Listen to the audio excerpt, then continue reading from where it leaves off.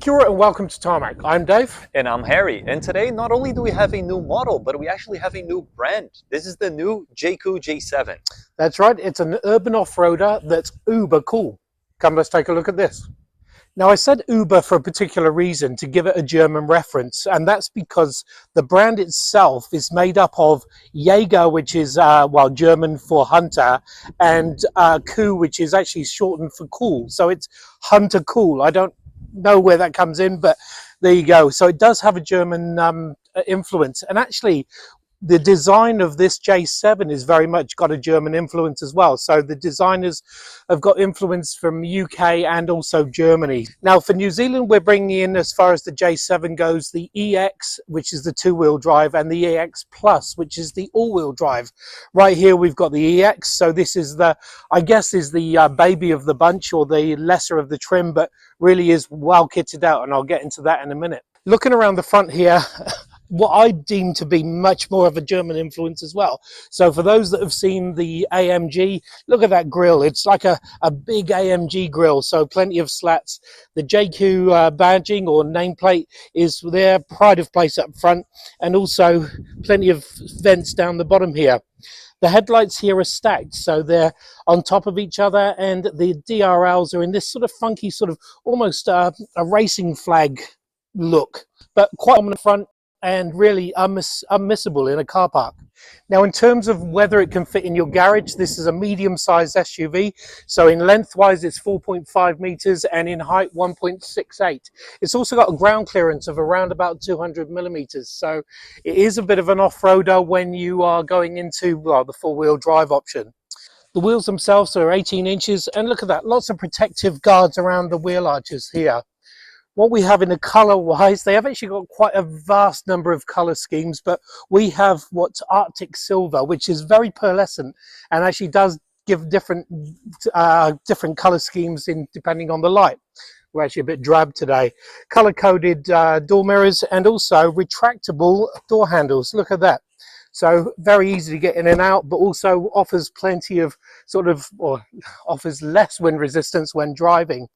I like the sills. They're again contrasted and black. And actually, if you hear about the taps here, I think that this front guard here is like a composite. It's not quite as metallic as the others. Anyway, this one being the EX doesn't have the sunroof, but it does have roof rails. And as you come down the back here, this black out sort of privacy glass actually stops you looking for anything in the rear. There's plenty going on at the rear here. So we have a nice roofline spoiler that right behind here is a hidden wiper. So you don't see until you use it. Obviously your stop light right across the side, across the back here as well. Privacy glass or more privacy glass. You've got your Jaecoo badging or signature across the back here. And also look at this, LED lights with a nice light strip that goes all across the back. You also have your J7 badging and some reflectors down the side here, and what that does is it really shows off the expanse of this 1.8 meter wide vehicle. And also when it comes to opening the tailgate, you have what's known as a sort of hands-free or a sensor tailgate. So as you get up to it, the lights go off like this, and then you step to one side and hey presto, it opens up. 410 litres of boot space or trunk space with all the seats up, and around about 1200 and something litres once you drop those back seats down. What we have here is a 1.6 litre turbocharged engine mated to a 7-speed DCT. Together they provide 137 kilowatts of power and 275 newton meters of torque. Well, also out of the exhaust, it gives an emissions of 173 grams per kilometre, and also when it comes to efficiency, around about 7 litres per 100 kilometres. So it actually does go a long way on a full tank. Anyway, speaking of things that go a long way, well, he's very tall. We've got Harry inside, and he'll show you what's going on in there. Yeah, Dave is right. I am slightly tall at what 188, and the first thing that impressed me when I got inside the Jaecoo is the fact that I can actually get very comfortable here very easily. There's plenty of room in the interior, and the adjustments on the seats are very easy and convenient to get by, including the adjustments that you get here for the passenger seat on this side, meaning that it is really easy for everyone in the car to find a position in these lovely seats that are leather styled, and then you can get a little bit more leather across the whole cabin. And this is a theme that you will see across many different details here inside of the Jaecoo, and you can see a little bit of inspiration, let's call it that, from different brands that are really good in the luxury segment. And if you are going to drag inspiration, you might as well do it from the ones that are doing it really, really right.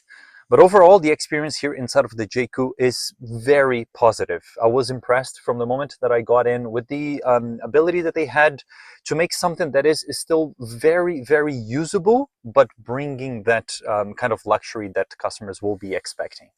When you were looking at the center console in here, there is plenty of storage for big cups on the cup holder. There is a slot for your phone in here, and one that even has wireless charging with cooling, which is really interesting.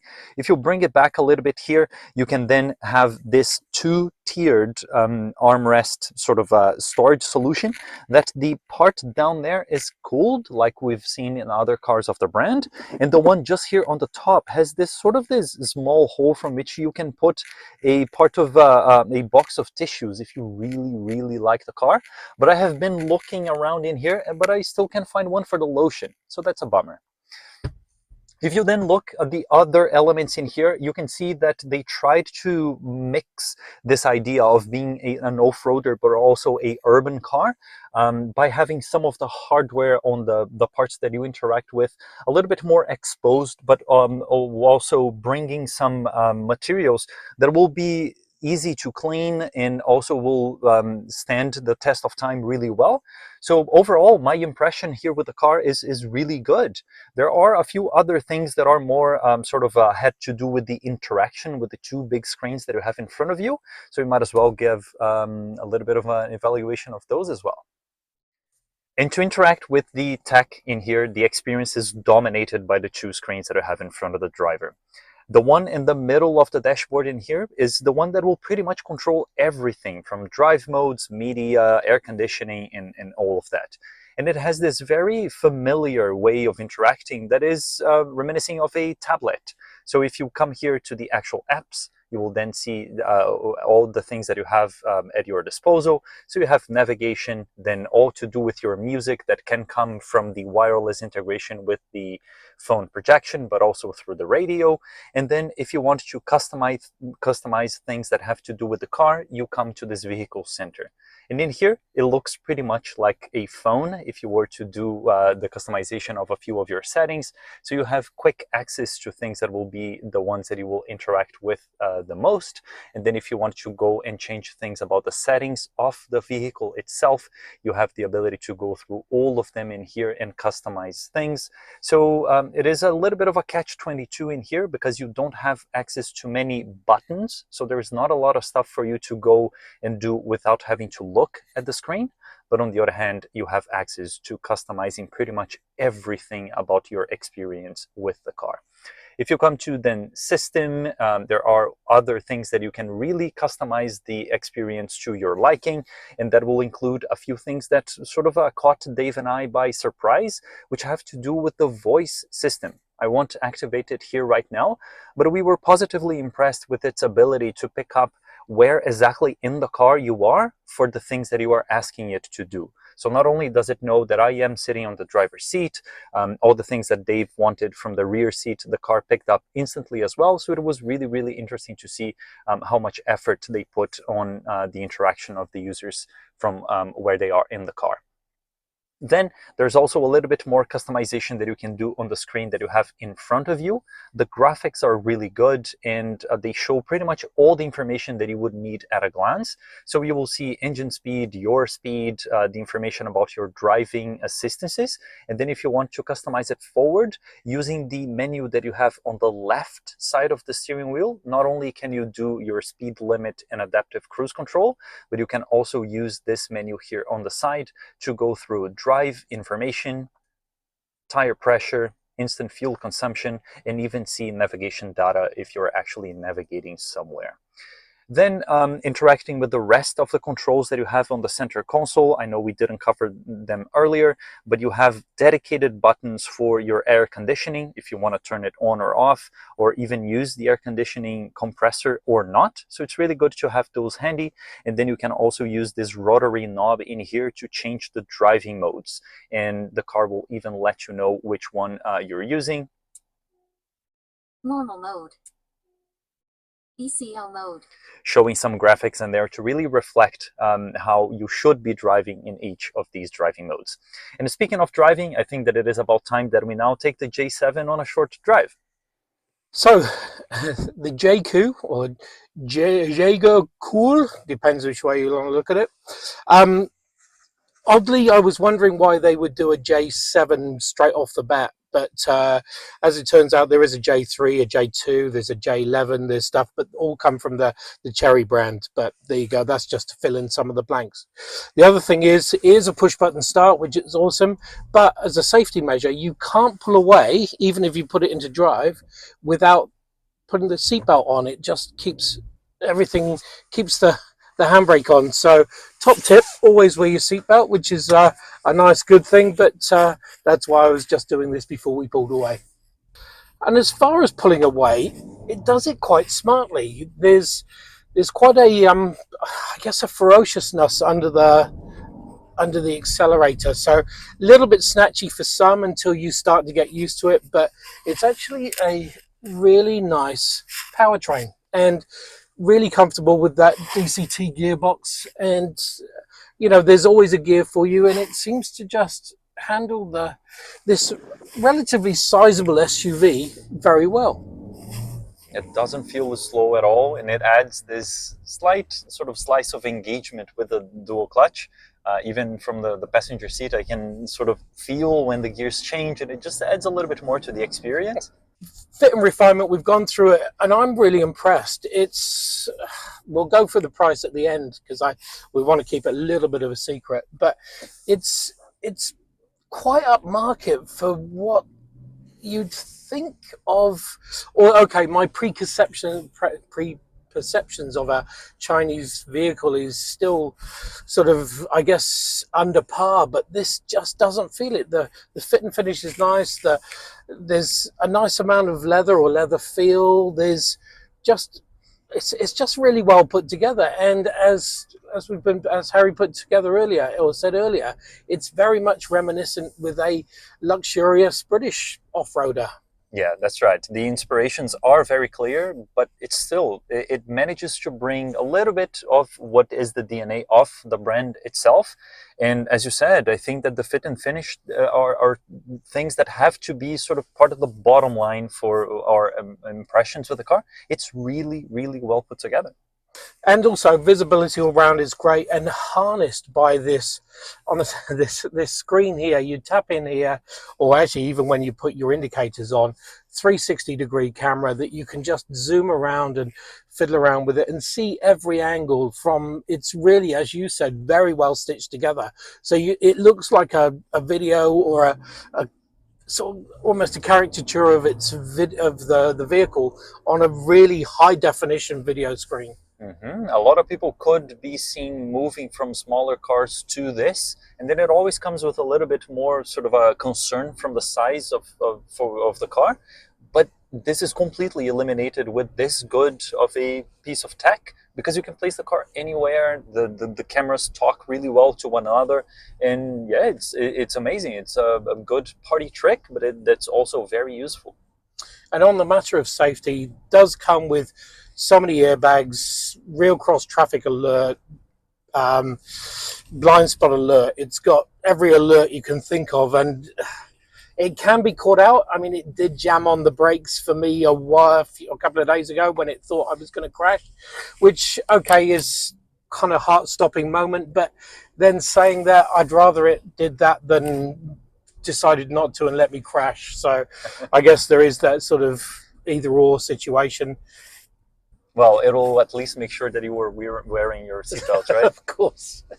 It does have traffic sign recognition. It's got the The instrument cluster has got, it shows where all different cars are. It's just really well put together in that manner as well. It's hard to fault any of this tech that's going on with this vehicle. Really hard to fault on pretty much all fronts. Even on something that I covered at the very beginning when I was talking about the interior, which is the amount of space that you get everywhere in the car. So for both of us in here, we have electric adjustment of our seats, so it's really easy to find comfort for us. But it's also pretty much the same thing for the people on the back. I could easily sit behind myself, and then you get armrests and the same level of quality and the choice of the materials out there. And even the boot, like it's a substantial boot, and you can still drop the seats to make it even more useful. So yeah, very good. Yeah, so if Harry can fit in there, of course you can probably fit two of me in there. Well, certainly height-wise, probably not width-wise, but there you go. I like the utilitarian sort of look about this. It's kind of good, and the sound system from being Sony is strong and powerful, and plays my tunes very well. And also the fact of I can cool my, I won't say beer because obviously we can't have that, but I can cool my soft drinks in here very well. Drive modes are great. You can flick between the sort of ECO rather than eco mode, normal and sport. ECL mode. There you go. And it comes with this sort of nice view of what's going on. You know, it makes you look sporty or eco or ECO friendly, which is good. In terms of handling, this is not a sports car. It's not going to win any sort of races as such, but it does hug the road quite well, and this is with the front wheel drive motor or setup. So when you go into the all-wheel drive, which we're hoping to do and do an off-road piece, I think it does take that urban friendly stuff and then take it off into, I don't know, into the wilderness. Yeah, that's very good, because the front wheel drive is trying to sort of present itself as a little bit more of a urban offering, but then adding the extra level of capability with the four-wheel drive, I think will make the sort of the idea for a car like this even more compelling, because then it can pretty much do everything. Yeah, absolutely. It's I mean, plenty of ground clearance, and yeah, I think you'll probably go far more off-road than most people will ever take it.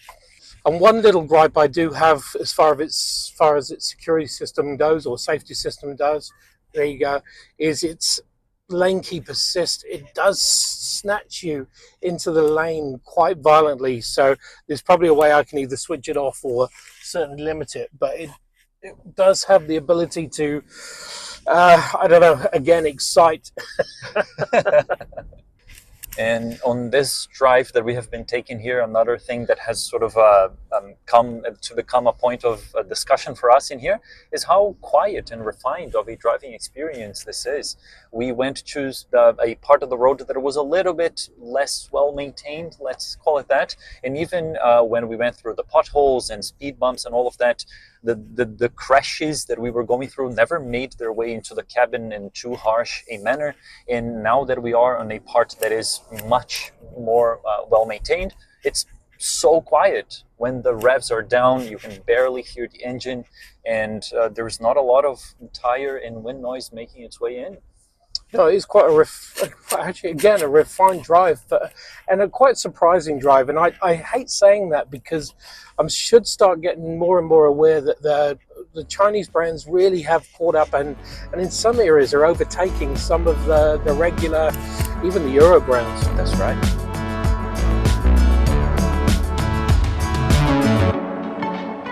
So there you have it, the new Jaecoo, or Jaeger Cool, or yeah, actually the only Jaeger I knew was Jägermeister, which is probably makes everything cool, but that's a whole different story. Anyway, the Jaecoo J7, it really is a vehicle that crosses over your general day-to-day urban driving with the potential to go off-road, or with the four-wheel drive really off-road. So we'll try and do that.